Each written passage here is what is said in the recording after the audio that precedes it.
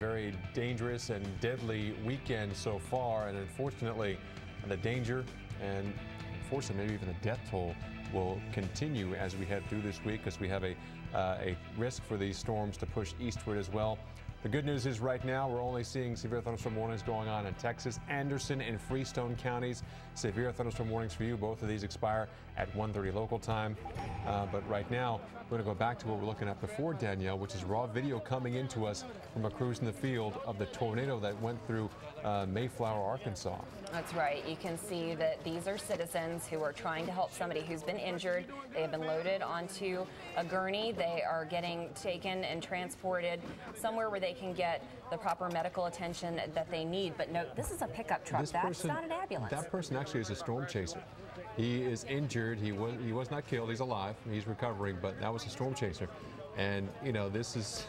We're just looking at a picture on Twitter of a local TV station from Arkansas, from Little Rock, that got too close to this tornado, and their car was totally damaged. And, you know, comments are like, didn't you learn from last year? I know we learned, the Weather Channel, you know, Mike Bettis and his crew were put in harm's way, and 3 storm chasers were killed last year with the same tornadoes or same outbreak across Oklahoma. We have changed the way we do business. Most experienced storm chasers. Right, now you see some of the state troopers there. They're also trying to determine what's going on there, but still, that's just unfortunately a scene that will be repeated all across much of the nation over the next several days as this outbreak continues to push eastward.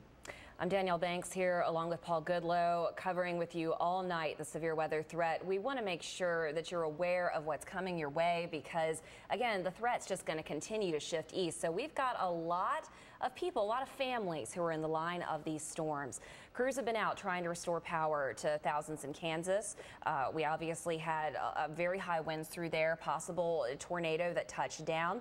And we want to check in with Mike Bettis and the tornado hunt team. They've been in Baxter Springs, Kansas.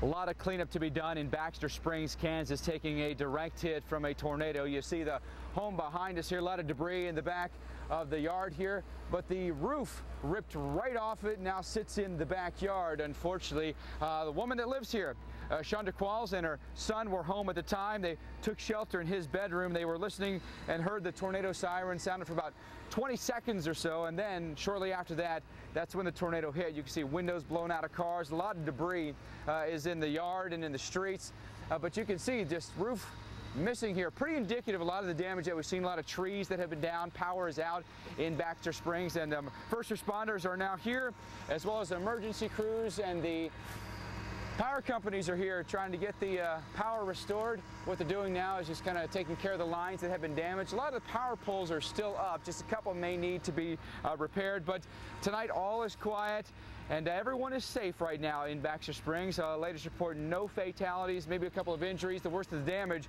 is actually off now to the north. This is the beginning of the tornado right here, and then it went right through town, damaged a bowling alley, damaged a roller rink, damaged 20 to 25 businesses, 60 to 65 homes, and Governor Sam Brownback has declared a disaster emergency right now in Kansas because of the tornado damage. That is the very latest here from Baxter Springs, Kansas. I'm meteorologist Mike Bettis. Back to you. All right, thanks, Mike. And again, he is in Baxter Springs. That is going to be a busy man. That entire crew, okay? These guys have just been at it hard, and they are going to continue to stay on top of all this in the next few days. Let's take a look back at that raw video coming in right now from our crew in the Mayflower, Arkansas area. Again, first responders helping some of the injured kind of seek some shelter and some aid right now. In fact, let's just take a second and kind of listen to some of the audio coming in as well.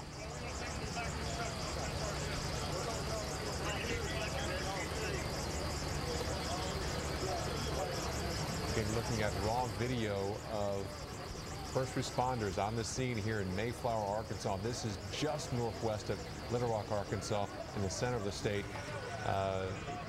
This tornado happened, I think, around 7 o'clock local time. And you can see remains of, might have been a mobile home, don't know, but definitely Interstate 40 is closed down right now because of this. This basically went right across the interstate. You can see there they're attending to some of the people who were caught trapped in their car. And it's dark there, so they're counting on the lights. I believe the last report I saw, Paul, of power outages in Arkansas was around 17,000, but the numbers are jumping around all over the place. 17,000 in Arkansas, 5,000 in Missouri. I don't have the numbers for Kansas, but again, these what they call are, basically connection points. You can have, a connection point of a apartment building of 20, or a family of 4, or just one person. So we could still be dealing with hundreds of thousands of people in the dark without power right now across this region. Our thoughts and prayers are really going out to everybody affected by all of this. This, unfortunately, is going to be a scene that we hope does not unfold in other communities, but without preparedness, likely will. That's why we want you to stay aware, again, of what is coming your way, and have your emergency kits ready. If you're waking up and heading out the door, do it first thing. It's never too late. It is never too late. Getting reports in that even in that Mayflower area, even another storm chaser was injured, and we thought we were over this last year with the outbreak in El Reno, Oklahoma, where our own crew got caught and injured, and now we're hearing reports of a storm chasing crew there in just outside of Little Rock in Mayflower, Arkansas, got caught by a tornado and was injured as well. Not killed, but definitely injured. Again, there were 3 storm chasers, veteran storm chasers, that were killed last year in Oklahoma with that tornado. All right, good news is no tornado warnings right now. We still have plenty of watches up, but we do have a couple of counties here in Texas being warned for severe thunderstorm warnings coming right across Interstate 45 here. Freestone County, including Fairfield and Teague, Texas. And then just to the east of there, the neighboring county is also being warned for a severe thunderstorm warning. Anderson County, including the town of Palestine, Texas. Both warnings expire at 1:30 local time, and plenty of hail coming down with these thunderstorms as well.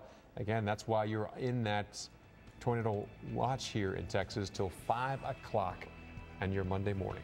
There are more storms in the northeastern quadrant of Texas, and a lot more that are just clobbering sections of Illinois as well as Kentucky at this time. We'll be back with more next. Four-wheel steering is why I get up in the morning.